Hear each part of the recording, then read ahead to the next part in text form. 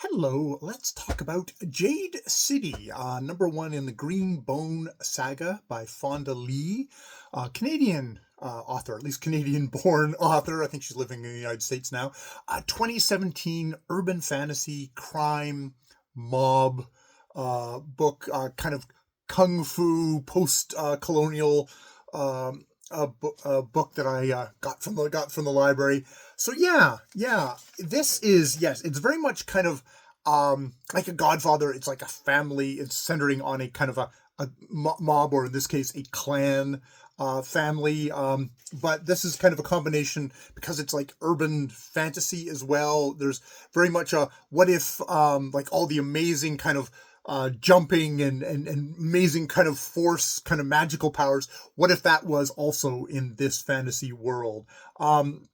And for that purpose, it is set on an island that has a super powerful and valuable resource, this special kind of jade.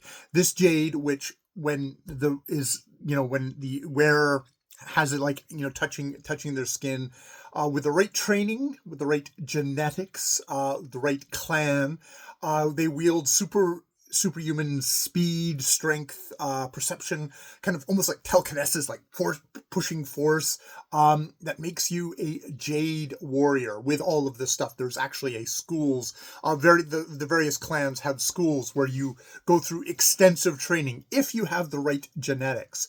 This isn't something that foreigners can use. There is actually more of a native population which is immune to the jade, probably because they lived in such close proximity for that amount of time. It would have killed them otherwise. Indeed, that population does the mining for the people who are in control of the island. I mean, it's one of these things of, you get the sense of, like, there's like almost like prehistoric times with the original population, and then probably thousands and thousands and thousands of years ago, the population that is the kind of the native the wider population have been there. Now this is set in a post-colonial thing where indeed Western powers have been in doing their colonizing thing, and a resistance of jade warriors came and basically was able to drive them off the island.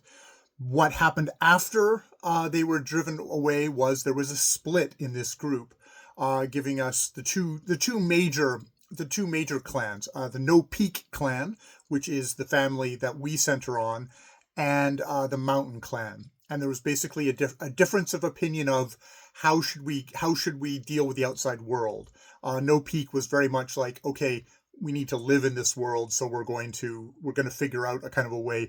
Whereas Mountain Clan seemed to be far more hardcore. No, we're just going to be isolationist.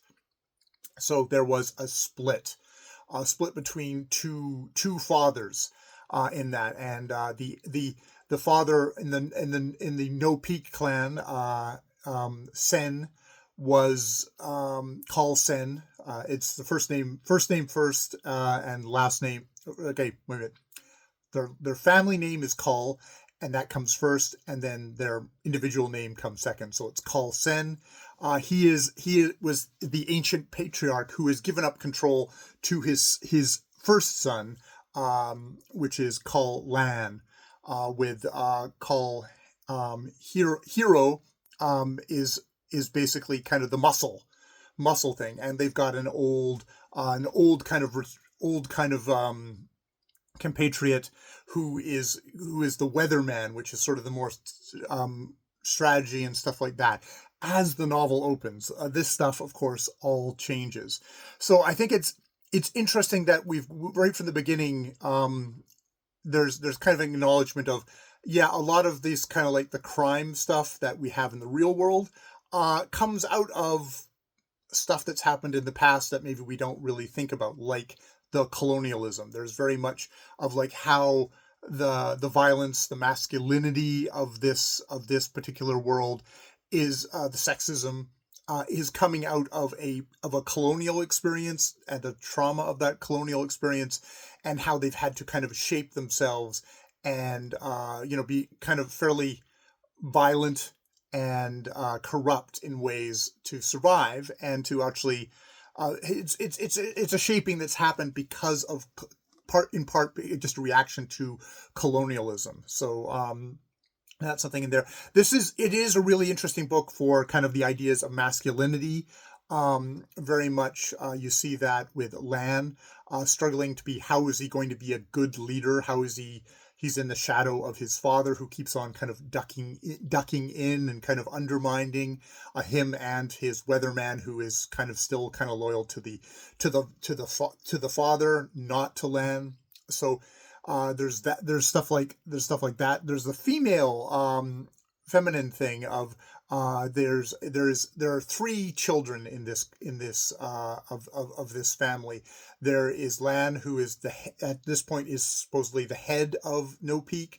There's Hero, who is kind of the muscle, and he's very kind of reckless and braggadocio, and I mean he's got very he's got caring things, but sometimes, like, even in his caring, he can kind of be bullying and mean. He's taken lessons from his father Sen in that are not shown in a positive light.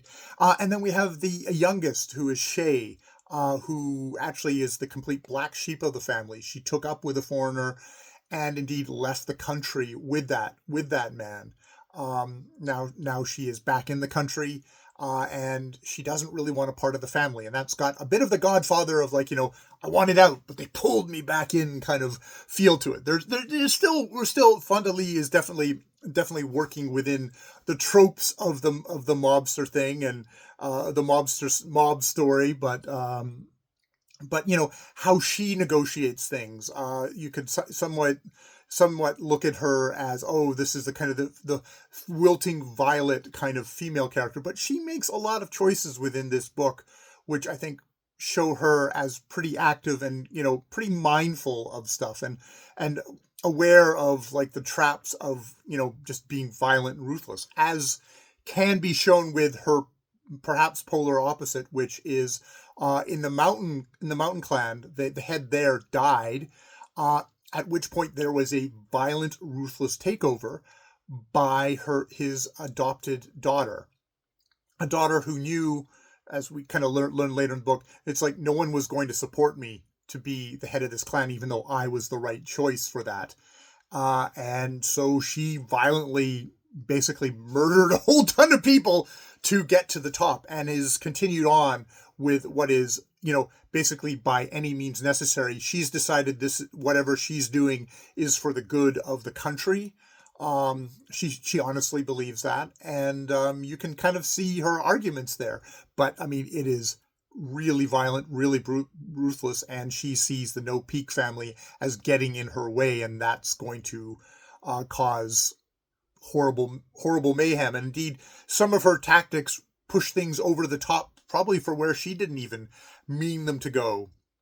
So it's definitely it's showing the damage and the trauma that is continuing on post-colonialism of these people who've thrown off one oppressor, but unfortunately haven't thrown off the methods that were necessary to get them free in the first place. It's one of these. It's not a Pyrrhic victory, but it's somewhere in there, and you can see this being very much kind of going with the ideas of you're using a kind of a fantasy mob story to kind of interrogate stuff of, what do you do past you've thrown off the colonial things, who are still very much there. I mean, that's the other part of it, is Mada. Her arguments are that those countries are all still circling around there. We have natural resources, which they all want their hands on. Gee, what does that sound like in our modern thing? So we have that. We have a character called Emery Adden, who is he's gay, and he's also of mixed race. He has a his mother was of the kind of same genetics as all the other characters I've mentioned, but his father was foreigner, and that puts him as an outsider, I think, both ways as an outsider, even though being gay doesn't seem to be as negative a thing in this culture, though there is this whole thing of breeding and stuff like that. Um, so we're definitely kind of we're going we're sorting through various different things here. And then there's also the ideas of addiction a lot in this book. There's a drug called Shine, which can help you manage some of jade oversensitivity, or it can be used by foreigners to kind of handle jade and limit things for like their soldiers, which is quite obviously quite dangerous for it's like, oh god, it suddenly jade becomes useful for all the military in the world. That's pretty bad news for the thing if they can't figure out a way to manage that. But it's also very addictive and fucks you up, and that comes back to bite characters in this book, and definitely gets treated as kind of a shameful addiction thing. And I mean, jade in itself is also depicted as something that can be,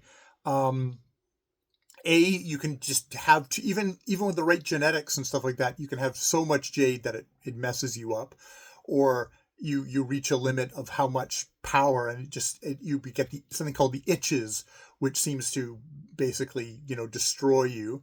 But there's also people outside of the thing who are like, they hunger for jade and they'll do anything to get jade. Like it's almost like it's power, but it's also like it's a drug. There's a character called Barrow, a jade thief at the beginning of this book, who people are like, no, we should just execute him now because he's just going to come back for more. He's got the jade hunger, which is a good thing. And I mean, I think this is a thing with like a lot of mob stories.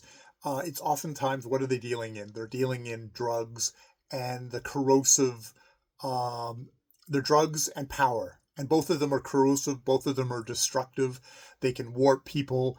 The kind of fucked up masculinity is all there. So yeah, it's a nicely rich world that way. I think we're going to get more into kind of the geopolitical of it all in this book. There's a big bad in this book, which maybe got a little bit swamped by all the other setting up that I didn't particularly feel that I had gotten enough invested in them, that by the time, we have to have something that kind of ends this book. Once that was dealt with, it was like, I don't know if we had enough there to make that as satisfying an ending as they as Fnd L was going for. I mean, it's all the stuff with the family and like how are they going to deal with each other? How are they going to deal with loss? I think, I was expecting someone to die right from the beginning. It's like, once we set this up, I was like, okay, we need something that's going to destabilize something, so you are going to be definitely going. And that did happen. I think she kind of weaved that in with a lot of the themes of addiction and stuff like that. That was pretty good. So yeah, this was overall a really good start to this trilogy. I guess we'll see how it goes going forward. All right, I will leave it there. More videos later.